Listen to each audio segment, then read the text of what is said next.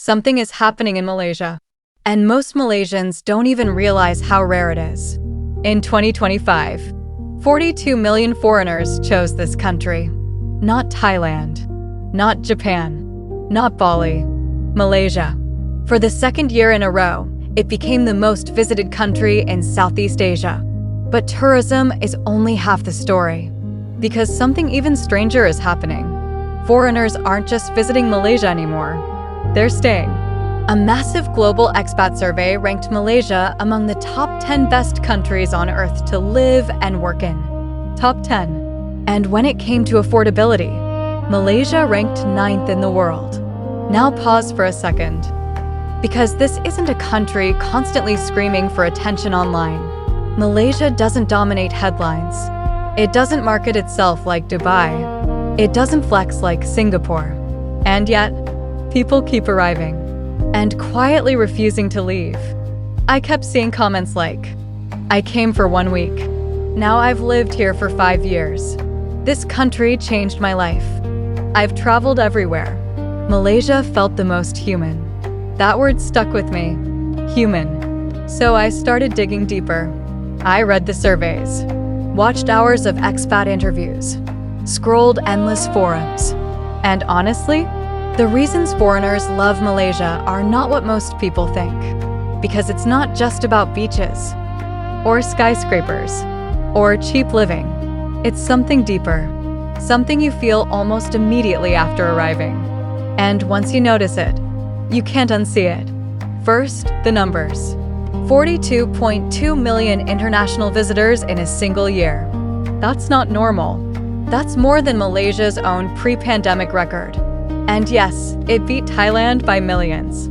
That matters, because tourism numbers are brutally honest. People vote with their wallets, with their time, with their flights. And millions of people looked at Asia and chose Malaysia, repeatedly. But here's where it gets interesting. Most foreigners don't become obsessed with Malaysia because of famous landmarks. They become obsessed with daily life. The food is the first trap. And I mean that literally. Because foreigners don't just like Malaysian food. Many say it ruined food everywhere else. One writer from London said, "After Malaysia, food back home tastes incomplete."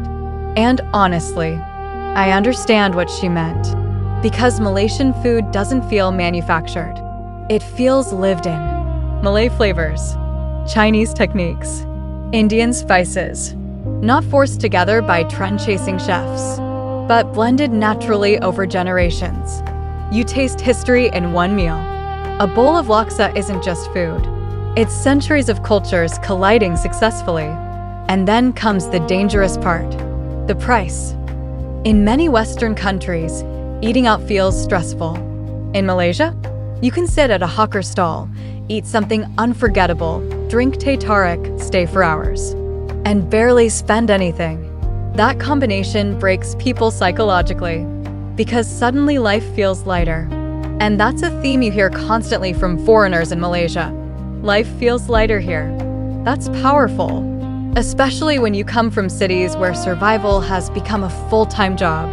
One expat from the Netherlands explained it perfectly. He had already lived in Bali, Lisbon, Chiang Mai, Mexico City. But Malaysia stood out. Why? Because usually, cheap countries come with trade-offs. Bad infrastructure, poor healthcare, unreliable internet, safety concerns. But in Kuala Lumpur, fast internet, modern hospitals, efficient transport, great food, comfortable apartments, and somehow, still affordable. He said something that hit me hard. In most cities, you work just to survive. In Malaysia, I could actually enjoy life. That sentence explains a lot, because people everywhere are exhausted. And Malaysia accidentally became one of the few places where modern life still feels manageable. But then you reach the part foreigners struggle to explain. The atmosphere. Malaysia has a kind of social rhythm that many developed countries quietly lost years ago. And once foreigners experience it, they miss it when they leave. You see it at 1 a.m. mamak stalls. Nobody rushing. Nobody pretending to be important. Just people talking for hours over tea and food. That sounds small, but it isn't. Because in many modern cities, people barely speak to strangers anymore. Malaysia still does. And foreigners notice immediately. A traveler from California said, "In most countries, I feel like a tourist. In Malaysia, I feel included." That difference changes everything. Because Malaysia doesn't always separate visitors from locals. You end up inside the culture instead of watching it from behind glass. And then there's the thing foreigners find almost unbelievable: the diversity. Where else can you walk one street, hear 3 languages, smell food from different cultures, see mosques, temples, and churches beside each other, and watch everyone behave like it's completely normal?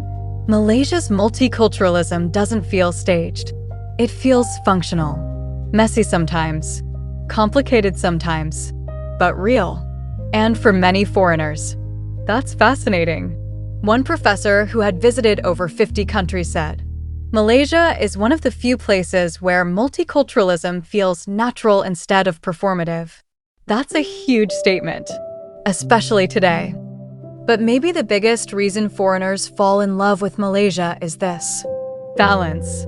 Malaysia modernized, without completely losing its soul. That is extremely rare.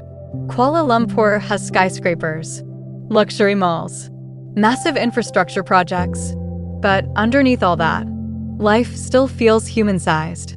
Neighbors still talk. Families still gather.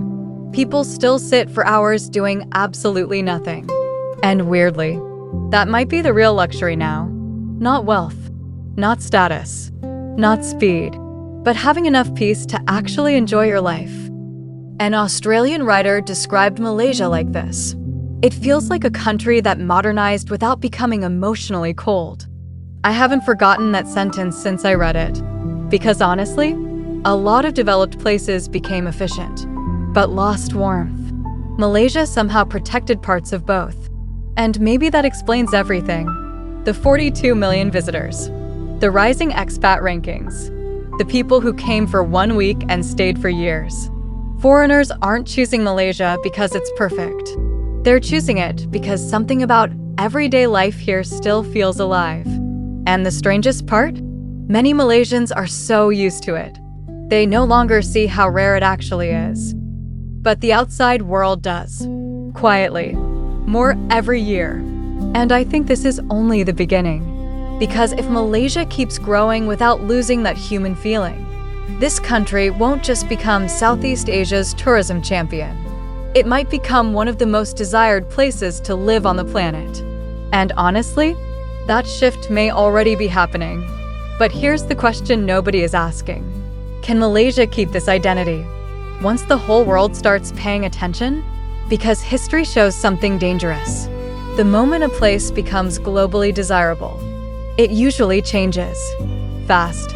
The cafes become more expensive. The neighborhoods become commercialized. The local culture slowly turns into a performance for tourists. You've seen it happen before.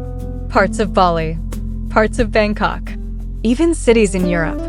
Places that once felt authentic started feeling designed. And that's why Malaysia is standing at a very strange moment right now.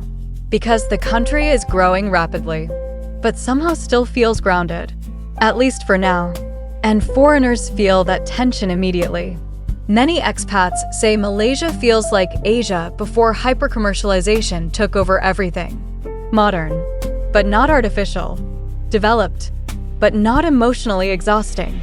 That balance is becoming incredibly rare, especially in major cities. Take Kuala Lumpur. 1 minute you're inside a futuristic skyline that looks straight out of 2040. The next minute, you're eating under fluorescent lights at a roadside stall where the uncle cooking has probably been there for 25 years. And somehow, both worlds coexist naturally. That contrast fascinates foreigners, because most global cities eventually erase their old identity in pursuit of modernity. Malaysia didn't erase it completely. It layered modern life on top of it. And honestly, that might be Malaysia's greatest strength. Not trying too hard to impress people. The country doesn't constantly announce itself as the best. It just quietly works. And ironically, that authenticity makes people trust it more.